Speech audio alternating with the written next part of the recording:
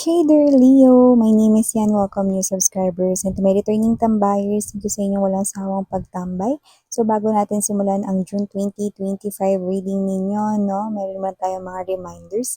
Babae, lalaki, LGBT, lahat welcome dito, okay? At meron din tayong other channel if interesado kayo. Ang link niya nandiyan sa description box, Leo, no? Pwede nyo i-click yan.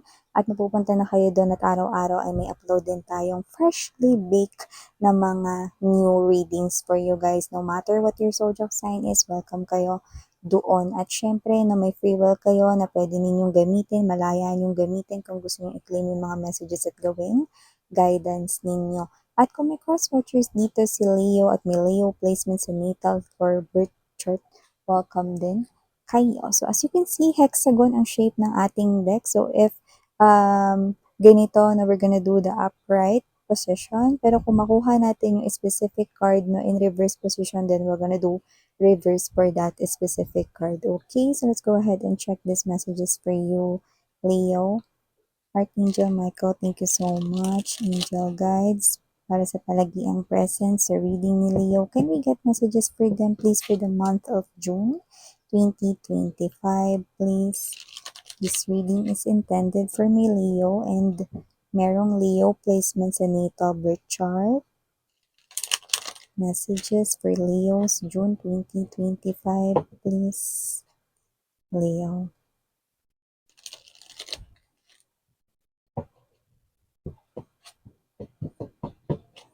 Okay, Leo.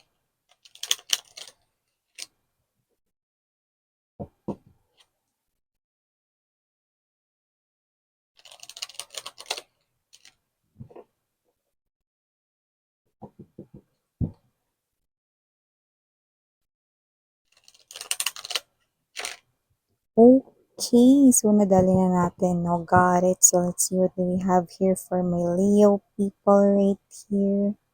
So guys, we do have here the energy of the Seven of Wands in reverse position. We also have here for you, Leo, this Queen of Wands energy. Nandito din po for you, Leo, is the Ten of Cups energy. Okay. Leo, we also have here for you the Ace of Cups in reverse. We also have here for you guys the Four of Wands in reverse. And the Four of Pentacles energy. Looks like may mga Leo people rito na parang takot ma-in love ulit or mapasok sa isang relationship na bago, especially if you are someone na single, no? And possible na yung energy is meron ditong nanliligaw sa inyo pero you're afraid because maaaring matulad dito sa dati. Okay? You're comparing kung ano yung nangyari sa inyo dati, no? Sa magiging parang bago ninyong ka-in relationship. So, parang nag-jump na kayo into conclusions kahit wala pa nga, no? So, bottom of the deck, we have here the Three of Wands. We also have here for you, Leo, the Eight of Cups. And the Moon card energy. Okay. Leo.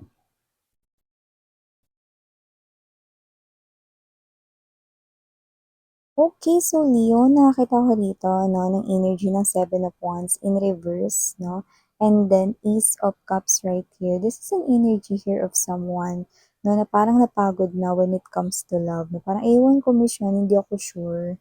Parang may energy akong gusto ko ng new love, Miss yan. Pero parang natakot ako, baka sa umpisa lang okay, tapos baka biglang magbago yung feelings niya for me, or baka bigla siya mag-alis sa balutan, lumayas, maging tipaklong at pumatol sa iba. Yan, no? Yun ang kinatatakot niya rito. You're afraid, no?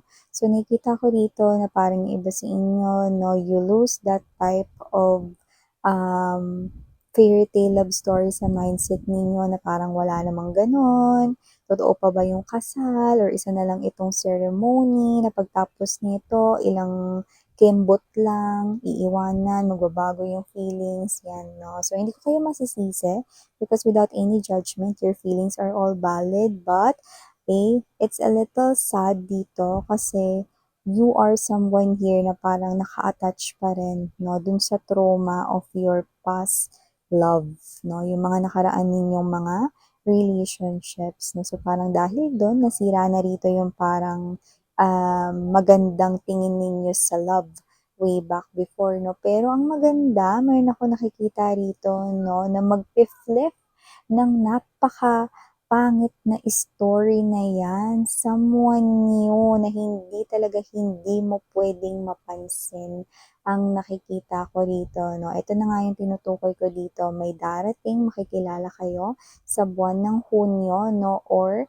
bago pumasok yung July, like sabihin natin, no, last week of June 2025, no? And that person is embodying the Queen of Wands to the Ten of Cups energy.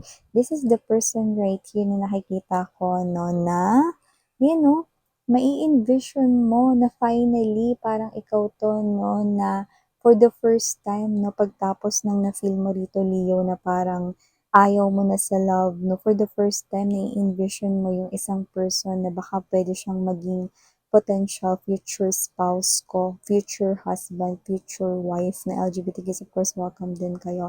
This person will definitely lift your understanding, no, about love, no, at itong person na to ang bubuhay rito, no, ng iyong kagustuhan, no, na pwede pa rin palang maniwala sa love. This is an attractive person here and meron siyang attractive soul. So nakikita ko dito, this person for some reason mamamangha ka kasi para kanyang naiintindihan na parang nakikita niya rito na parang nakasama ko ba 'to nung dati pa? Parang feeling ko kilala niya na ako, ano.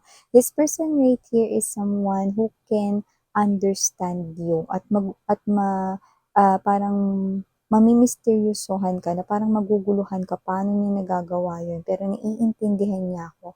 This person gets through me, yan 'no, parang alam niya kung ano yung parang kailangan ko, alam niya yung niloloob ko rito 'no, so parang siya yung makakapagpabago rito, 'no, ng iyong tingin sa love, 'no, at mabubuhay ulit yung kagustuhan mo ditong in love, 'no. And for some reason with the Four of Pentacles energy, you're gonna hold on to this person right here kahit na may doubts ka at first. Okay? So definitely, this person here, no, bukod sa mau-open niya dito ang iyong heart, okay, mas lalo niya ditong ipi-fill up yung confidence mo rito, no. So nakikita ko dito that this person here, no, mas ipapakita niya sa'yo na kung maganda ka na ngayon, gwapo ka na ngayon, mas may lalo ka pang igaganda, mas may lalo ka pang igagwapo, no. This person will bring out the best in you, Leo, no? At nakikita ko dito that this person right here, tutulungan ka niya at susuportahan ka niya rito, no? So, parang, alam mo yung energy na too good to be true, pero itong person na to, no, is laging magiging available for you, which is yan yung parang bagay na sana meron yung mga past lovers mo. Parang ang hiningi mo lang naman sa kanila, no, is yung magka-oras sila sa'yo, yung mag-effort sila sa'yo, pero parang wala kang nakukuhang suporta, time, effort, no? So, unlike this person right here, alam niya yung iyong mga pangangailangan. And then you will start to have these doubts na naman, no? And then matatakot ka na naman dito. You will get scared, you will get afraid, no? Na baka ito ay panandalian lamang, no? At baka ito ay maglaho, no? Pero for some reason, there's a big part sa inyo rito, no, na damdamin na parang, I want to hold on to this person here. And yeah, kung ano man yung nafe-feel mo na yan, this person is not just a part of your life ng June, no, but this person right here is a part of your future. Three of Wands energy. So, I'm seeing you holding on to this person here. And nakikita ko rito that there's a lot of growth, no. May pagyaman sa inyong dalawa, lalo na kapag kayo ay nagkapamilya na, no, or naikasal, or parang nandun na kayo sa parang stage kung saan nagsasama na kayo. May growth sa pera ninyo. Ulitin ko lang, wala tayo ditong gender, bae, lalaki, LGBT. Just take how this resonates. So, Leo, bukod dyan, isa pang bagay na dapat mong malaman, no, meron ditong taong nagbabalak, no, na bumalik sa inyong life, no, at babalik siya rito kapag kayo ay kasal na or may asawa na or settling down with someone, no. At kung sino man ito with the moon card energy, no, ito yung sa lahat ng mga ex mo, ito yung pinaka binigyan mo daw ng love, no? Mas pinakita mo rito yung iyong sarili ng buo, no? At kung sino man yan mga babes, no, this person here will definitely come back exactly sa oras na kayo ay may asawa na, may kasal na rito, no? Or may kasettling down na rito, no? So, wala tayong gender. So, kung sino man ito, no, kung gusto niyong tanungin, ba't pa siya nagbabalik dito, no? At bakit, ano pa ba ang unfinished business niya rito here with you guys, no? Well, actually, ikaw, finished business ka na sa kanya, Leo. Siya yung may unfinished business pero hindi sa'yo, kundi sa sarili niya. Pero damay ka dito, involved ka dito kasi bakit ako involved miss yan? Kala ko ba finish business na ako? Yes, kasi kung sino man siya rito mga babes, no, hindi mo siya kakausapin. Pwede makita mo lang siya, pero hindi mo naman siya kailangan kausapin. Actually, kailangan niya lang ma-witness dito, no, na ito yung taong binitiwan niya. That is what the universe is trying to see, no, nitong tao na to rito, no, para mas maintindihan niya rito na ang laki, no, nung parte rito, no, na nagawa niya rito sa sarili niya, no. So, dun sa pag-alis niya, maybe this person here thought na mas magiging okay yung life niya, no. Pero this person here might be realizing na the moment that he or she sees you once again, no, smiling at someone else, no, created a family with someone else, no, that is the big deal. Yan yung nakikita ko rito, no. So, this person here needs to face that because that is one of his or her karma, Leo. Usapang pera, syempre meron din tayo rito. No? Meron tayong energy rito na posibleng ibabago lang sa work ninyo at maaaring challenge na nga sa inyo na nag-a-adapt pa kayo dyan sa bagong workplace ninyo or yung iba baka naglilipat or lilipat ng bagong work na magiging challenging sa inyo yung bagong trabaho. Maaari rin may mga tao rito na sumubok ng pasensya ninyo. Pwedeng dahil bago kayo na parang utos-utusan kayo dyan.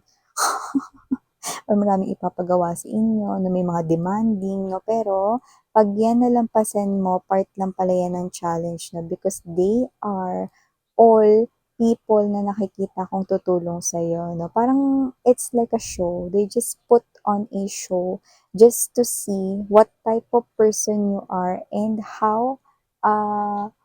parang how mo ginagawa, no, yung work mo. If you are someone here who just play around inside the office or with your job, with your work, or are you someone who's responsible, no, na pwede nilang pagkatiwalaan dito? So, see, it's just a challenge right here. Okay? So, yung iba sa inyo doesn't have to be that it's a new work. Maybe someone here na pwedeng nakikita natin dito na maaring mag-get into your nerves, no? Pero yun pala ay para lang dito ilabas yung tunay mong galing, yung skills mo dito, Leo. So, nakikita ko rito that this is something here, no, na para na rin ditong pagkilala mo sa sarili mo na, uy, magaling pala ako. Uy, ito palang skills ko na to, tong talent ko pala na to, ano pala to, kailangan pala to talaga rito. So, you will be proud of that, no? And you will enhance it more. So, nakikita ko rito na magbe-benefit ka rin from here. So, ito yung mga messages right here for you, Leo, no? And who knows, magamit mo yan rito, no? Sa mga susunod mo pa ritong pwedeng ipamalas, no? Dito sa inyong pinagkakakitaan, no? Whether yan ay negosyo or whether yan ay working in a company. So, yeah, Leo, ito yung mga messages again ng your Yana on me and Yana and Luna. Sana ngayon, love and light. And